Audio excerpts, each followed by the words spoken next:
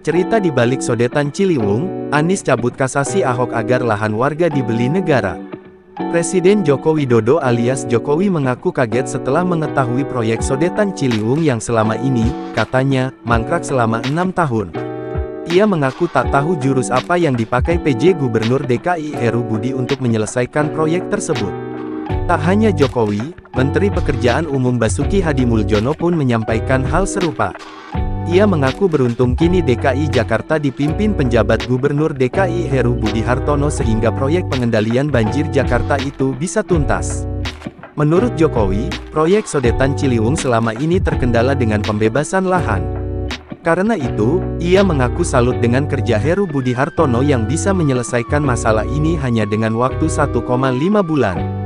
Ini kemarin 1,5 bulan telah dibebaskan lahan di sini sehingga bisa dimulai lagi pengeborannya, ucap Jokowi seperti dikutip dari laman Sekretariat Kabinet, Selasa, tanggal 24 Januari tahun 2023. Jokowi optimistis proyek yang sempat mangkrak 6 tahun ini akan rampung tepat waktu.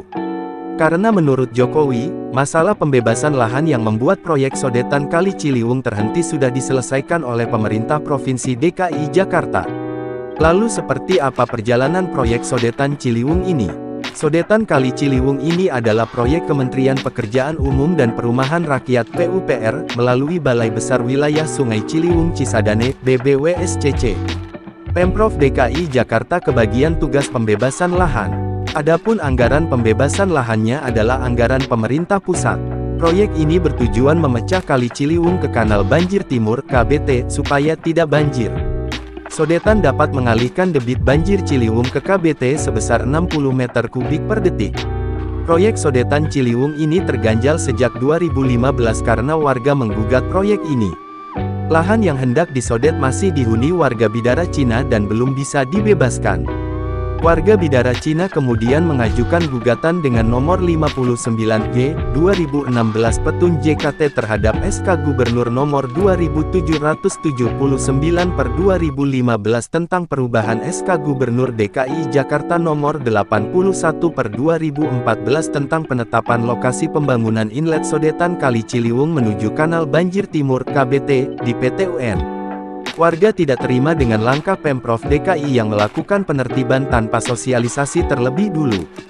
Dalam SK Gubernur nomor 2779/2015 disebutkan lahan yang akan dibebaskan untuk inlet sodet Sungai Ciliwung menuju KBT seluas 10.357 meter persegi.